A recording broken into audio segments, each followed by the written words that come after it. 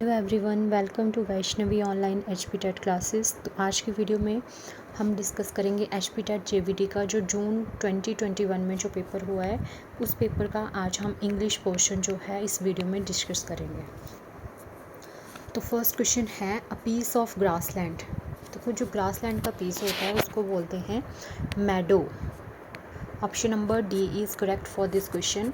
मैडो जो होते हैं वो ग्रासलैंड्स होते हैं, घास के मैदान। और यहाँ पे जो बाकी ऑप्शंस दिए हैं दैट इज़ प्रेरीज। प्रेरीज भी एक तरह के ग्रासलैंड हैं, दैट इज़ नॉर्थ अमेरिका में प्रेजेंट हैं ये।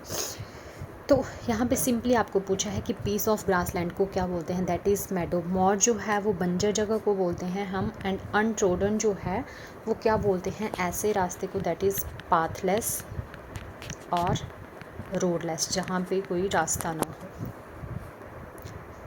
नेक्स्ट क्वेश्चन है a place of keeping bird. ऐसी जगह जहाँ पक्षियों को रखा जाता है, दैट इज़ एवायरी। एंड एक होता है एपायरी, ये है अवायरी, एंड एक है अपायरी। अपायरी है जहाँ पे बीज को, जो मधुमक्खियाँ हैं उनको क्या किया जाता है, जब एपीकल्चर होता है जिसमें मधुमक्खियों की कल्चरिंग होती है तो वहाँ पे कुछ डब्बे ऐसे डब्बे से बनाए जाते हैं लकड़ी के, उनको बोलते हैं एपायरी। और नेक्स्ट क्वेश्चन है that is an unmarried man. Unmarried man को क्या बोलेंगे हम, that is bachelor. Option number B is correct. Widower जो होता है दैट इज़ ऐसा पर्सन जिसकी जो वाइफ है उसकी डेथ हो गई हो, तो इसके लिए जो जेंडर रहेगा दैट इज़ विडो, ये भी तुम्हें पता होना चाहिए।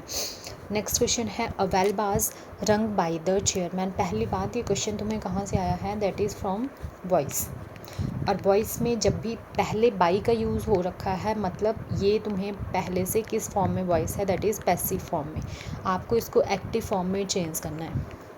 अब एक्टिव फॉर्म में जब भी इसको चेंज करेंगे आपको क्या करना है, जो ऑब्जेक्ट है उसको सब्जेक्ट बनाना है और सब्जेक्ट को ऑब्जेक्ट। तो यहाँ पे शुरू में क्या आ जाएगा, the chairman.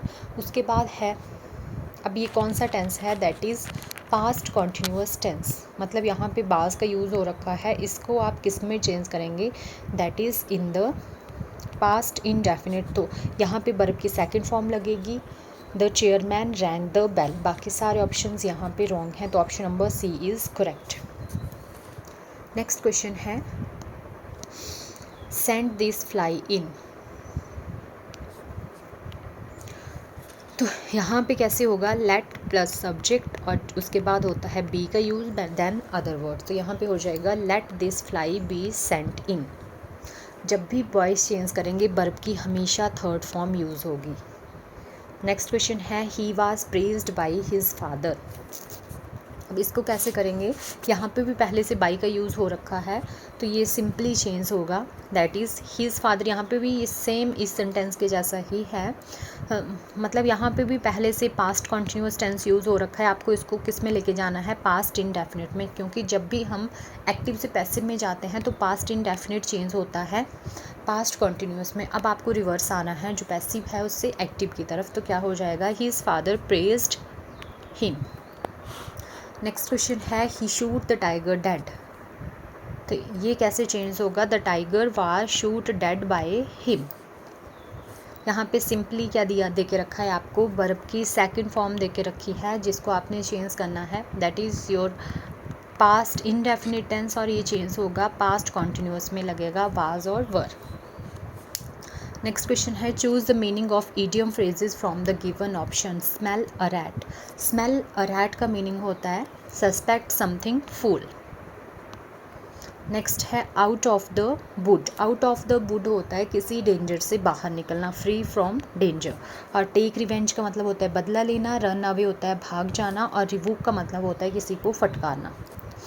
Cry for the moon. Cry for the moon, देखो ऐसी कोई चीज़, अब मून क्या है, दैट इज़ इम्पॉसिबल। तो ऐसी कोई चीज़ जो इम्पॉसिबल है और उसके बारे में बोलना, ask for impossible. Next question है bring the light. Bring the light का मतलब होता है किसी को रिवील करना या किसी को एक्सपोज करना। एंड इसके लिए जो सेम रहेगा that is disclose. Option number B is correct. Then next question है in black and white means. In black and white means होता है in writing. Option number D is correct. Next question है Ceylon is island. ये क्वेश्चन आपको article से आया हुआ है। मैंने पहले भी बताया था कि आपको जब भी ये ऐसे आर्टिकल्स आते हैं आपको वर्ड को प्रोनाउंस करके देखना है। अगर वो स्वर की साउंड देता है, जैसे आइलैंड अ की साउंड दे रहा है, तो यहाँ पे इससे पहले क्या लगेगा, an. Ceylon is an island, option number B is correct. Next question है time and tide wait for none. यहाँ पे ऑप्शन नंबर ए करेक्ट रहेगा। उससे नेक्स्ट क्वेश्चन है blank afford he has a fat car.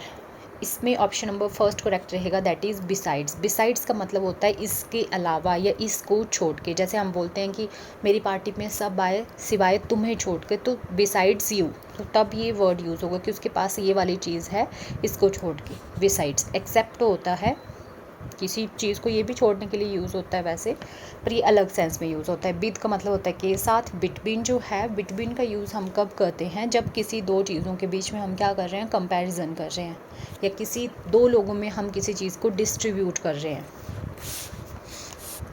He and blank were good friend. यहाँ पे आपके पास pronoun जो है उसका सब्जेक्टिव केस यूज़ होना है, that is I. He and I were good friend. यहाँ पे option number first is correct. Next है सिनोनिम ऑफ एग्नी इज़।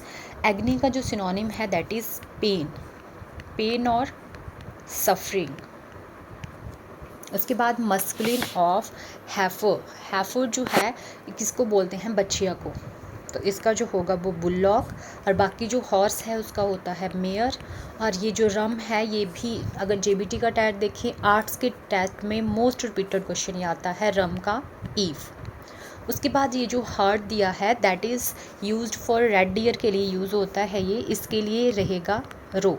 और डियर के क्वेश्चन अलग से भी और क्वेश्चंस भी पूछे जाते हैं कई बार यहाँ से मस्कुलिन जेंडर पे ही। तो कई बार आपको लिख के दिया होता है जैसे डो, या हिंट दिया होगा उसकी जगह, या तो रो।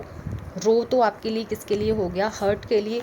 उसके बाद ड्यू है, हिंट है, दैट इज़ द फेमिनियन फॉर किस चीज़ के लिए होंगे ये फेमिनियन। इसके साथ तुम्हें आ जाएगा स्टैग लिखा हुआ भी आ जाएगा, वक लिखा हुआ भी आ जाएगा, और कई बार हर्ट भी आता है, तो ये ध्यान रखना है तुमने। ड्यू, हिंट, रो, ये सारे के सारे डियर के लिए यूज़ होते हैं। नेक्स्ट है the word amateur means. Amateur means जो है one who does some art and sport as a, मतलब जो अपनी हॉबी के लिए जो है वो कोई आर्ट करता है, कोई स्पोर्ट्स करता है, that is option number B is correct. Change into indirect speech, he said if I were a king. तो यहाँ पे basically option number D is correct होगा।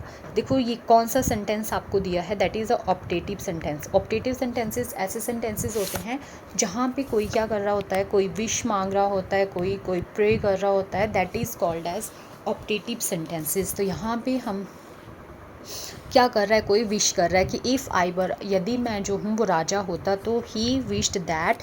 अब यहाँ पे क्या होगा, दैट इज़ ये चेंज हो जाएगा इसके according, I is that is a first person and change according to subject, तो ही वॉज अ किंग। ये दिस ऑप्शन वाज इनकरेक्ट, यहाँ पे वुड का यूज़ नहीं होना था, इज़ भी नहीं होगा, विल भी नहीं होगा। Never tell a lie, change a voice, ये वैसे ही है, लेट प्लस उसके बाद आएगा आपका subject, let a lie never be told. Epic, next question है एन एपिक। एपिक जो है वो महाकाव्य को वैसे हम एपिक बोलते हैं। A long narrative based on a myth और legend, option number B is correct for this question. उसके बाद है I blank rather die than back. तो जब भी कोई विश होती है किसी की, वहाँ पे वुड का यूज़ होता है। शुड और मस्ट कब यूज़ होते हैं, शुड का मतलब भी होता है कि तुम्हें ऐसा करना पड़ेगा, मस्ट का मतलब भी होता है कि हम किसी को सलाह दे रहे हैं, पर शुड का मतलब है कि तुम वैसा करो ना करो वो तुम्हारी मर्जी है, और मस्ट का मतलब होता है कि ऐसा तुम्हें करना ही पड़ेगा। नेक्स्ट है it is difficult to distinguish blank two sisters. तो यहाँ पे होगा दो चीज़ों में कंपैरिजन है between two sister. Next question है choose the word which is must opposite in meaning. मतलब यहाँ पे आपको क्या बताने हैं, अपोजिट वर्ड। फर्स्ट है इम्प्लीकेट। इम्प्लीकेट का मतलब होता है इन्वॉल्व सम इन क्राइम, मतलब किसी का कोई दोषी जो है करार होना, मतलब कोई दोषी माना जाता है, तो इसके लिए जो अपोजिट वर्ड रहेगा दैट इज़ एक्सोनरेट। इसका मतलब होता है किसी का दोष मुक्त हो जाना। नेक्स्ट है स्टीराइल। स्टीराइल जो है वो किसको बोला जाता है, that is not able to produce young ones, तो इसके लिए जो अपोजिट रहेगा that is fertile, option number C is correct. Next है लॉजिकल। लॉजिकल का मतलब होता है किसी रीजनेबल या रैशनल, तो इसके लिए रहेगा irrational, option number A is correct. उसके बाद नेक्स्ट क्वेश्चन है select the word which mean the same to the word. Synonyms यहाँ पे आपको बताने हैं। एस्केलेट, एक्सकेलेट होता है किसी चीज़ को बढ़ाना, to rise, option number A is correct. उसके बाद है ओमिनस। ओमिनस का मीनिंग होता है कोई अशुभता, कोई थ्रेटनिंग, इसके लिए होगा sinister, option number D is correct. उसके बाद है एनहांस। एनहांस होता है किसी चीज़ को बढ़ाना, फ्लरिश करना, to increase, option number C is correct for this question. Thank you so much.